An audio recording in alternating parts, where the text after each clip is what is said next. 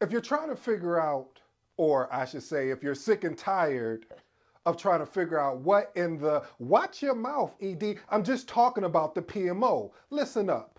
I got some things here, if you don't know. I got an 8 point framework where we'll go over 8 points. I'm going to even throw in a couple bonuses because I really love talking about this thing called the PMO.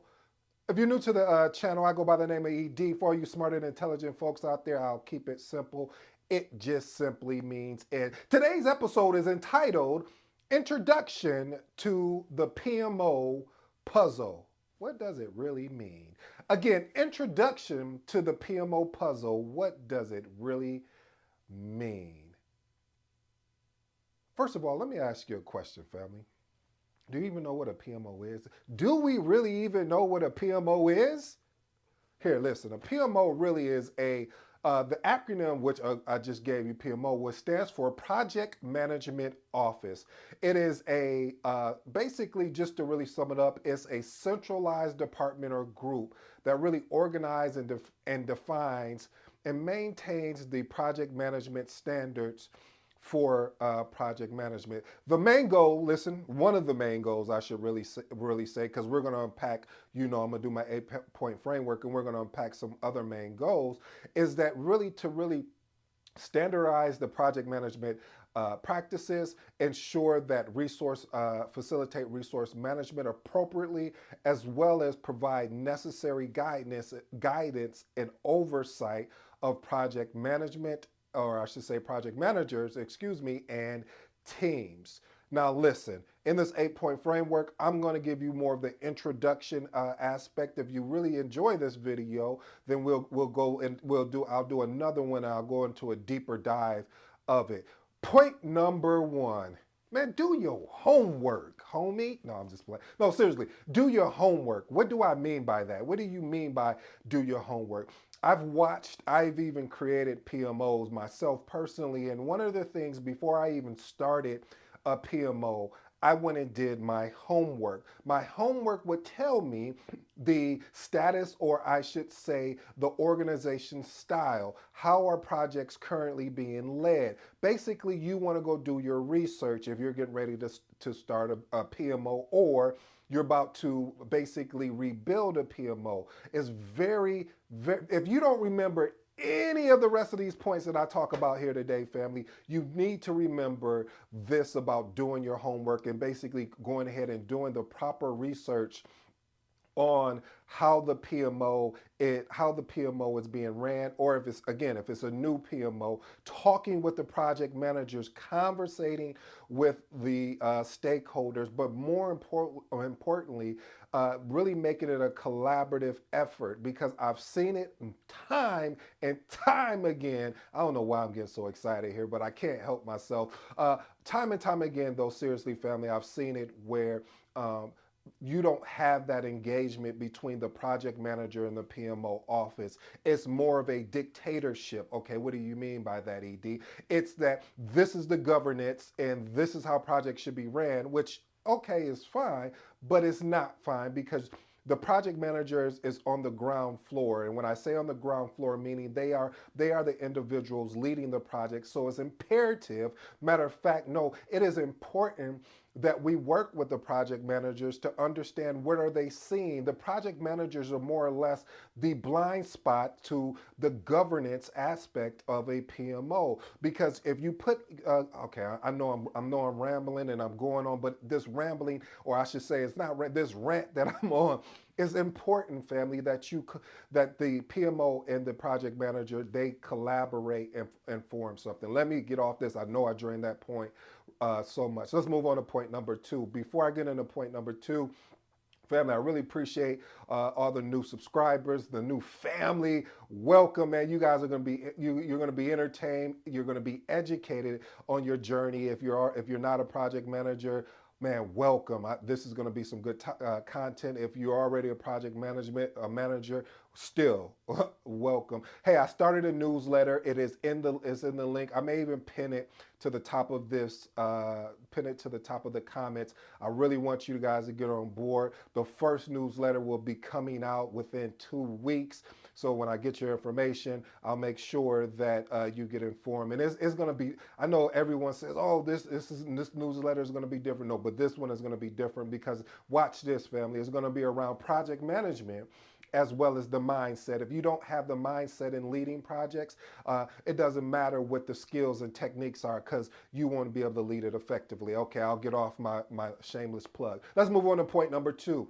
You need secure executive support. Family, okay, I know I said point number 1 was very important, but this right, okay, I'm about to do my Cat Williams. Oh, forget it. This right here, no, really, this right here is so important. If you don't get buy-in from your executives, your leadership, the PMO is going to fail. Mm-hmm. I'm just telling, I've seen it again, time and time again. The reason why it fails is because you didn't get the proper buy-in from executive leadership, because you have to understand the leaders in the different departments push down the information to the rest of their leaders. So the more you can get buy-in from executive leadership, the better the PMO office is going to run. You want to go. Here's a trick. I'm giving this away for free. I was going to put it in the PMO book that I'm working on, but you know what? I'm giving it away for free because I value your time just like I know you value mine. So let's go. Here's a quick tip or trick, I should say. Find out if you're starting a new PMO or you're rebranding the PMO. Find out what the business pains are. I'll give you an example.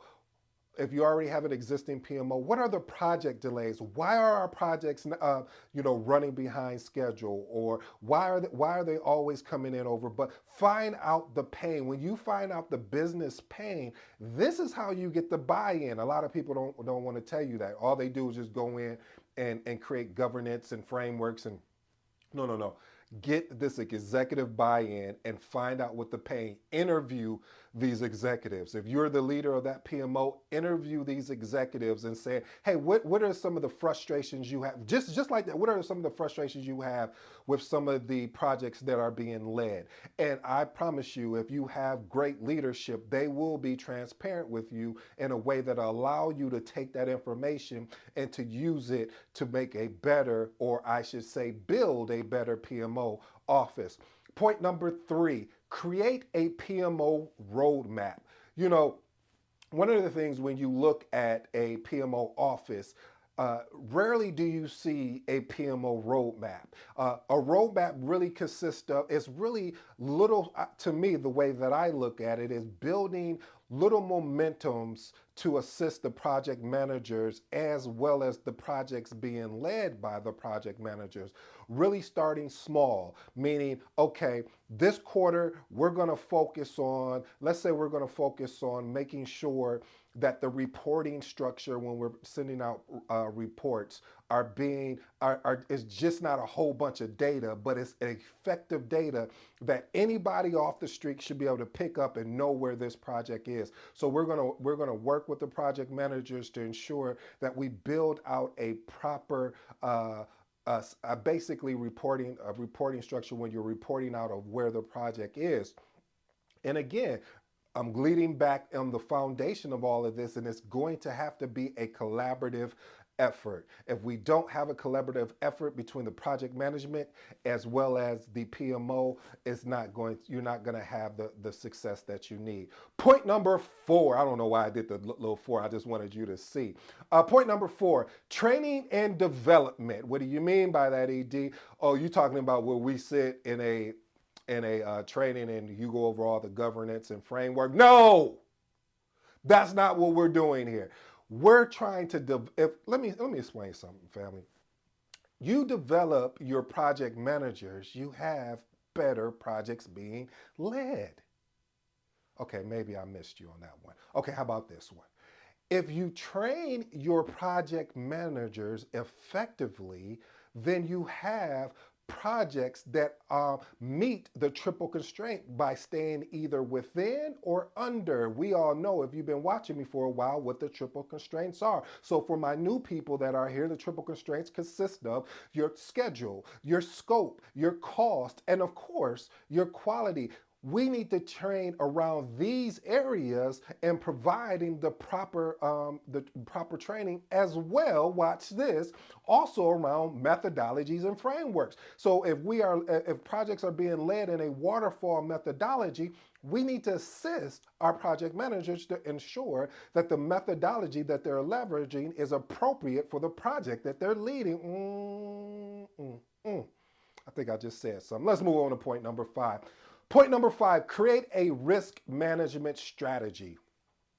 Listen, a lot of times we can get so excited about leading the project that we forget about creating a risk management framework, meaning how are we going to identify these risks? How are we going to basically mitigate these risks, or I should say, attack these risks before they become issues? And then on top of that, how are we going to address them when they do become issues? What is our approach from that? Creating a strong framework around that is really going to ensure that you don't have all this type of panic if a risk is being submitted or an issue is happening, because you have trained or you've created the proper framework and structure for project managers to have the success. And again, you always keep hearing me talking about the project managers.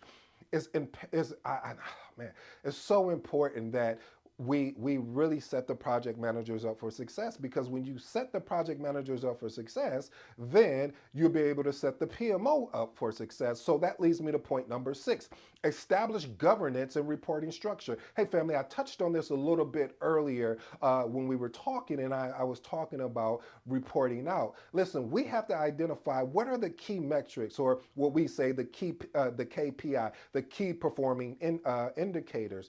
You know, seen I've seen reports in my decade of doing project management. I've seen all type of reports. I've seen reports that have been so much information on there that if you hand it to someone, they didn't know where we were at in the project. And I've seen it where it wasn't anything, hardly anything on there. You was like, what is this, and how dare you send this out to leadership? We're gonna get in trouble. But honestly though, family, being able to collaborate with your project manager, and I know I'm probably gonna get in trouble for this, but oh well. Reporting. Now we have to be clear here on the reporting and the governance, because we know a project is a temporary endeavor. So we have to be flexible in our reporting and be flexible in our governance, because if we're not flexible in these areas, we will do watch this family, a one size fit all for governance, a one size fit all for reporting, and it may not be applicable. We need to understand that's, again, going back to the foundation of that collaboration and partnership with the project manager to see what makes sense, because the whole goal at the end of the day is being able to articulate either verbally or through written word of where the project is at and how it's performing. All right, I'll move on, family. I may have lost you on that one. Point number 7, develop a resource management plan. Listen, this is going to be important, because I've seen it where you can burn your project managers out by giving them giving them a lot of projects, and they may not have the bandwidth, and if they don't tell you they don't have the bandwidth, and they're just taking it on because they're trying to be a hero, i.e. I've done that.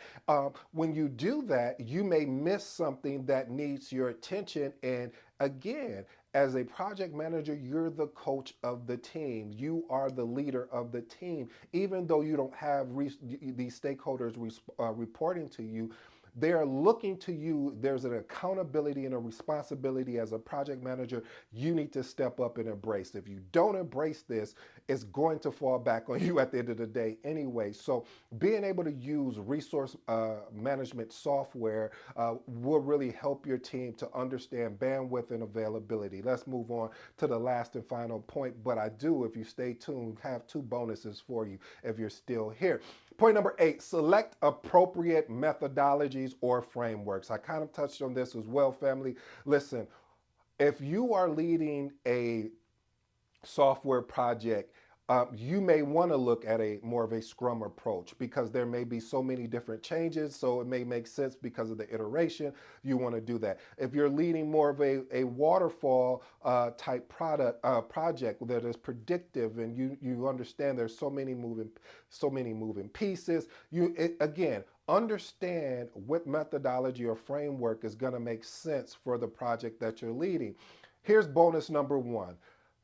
I really encourage you, for all my new project managers and even my seasoned project managers and the project managers in between, stakeholder analysis and engagement is going to be important. Why is that going to be important?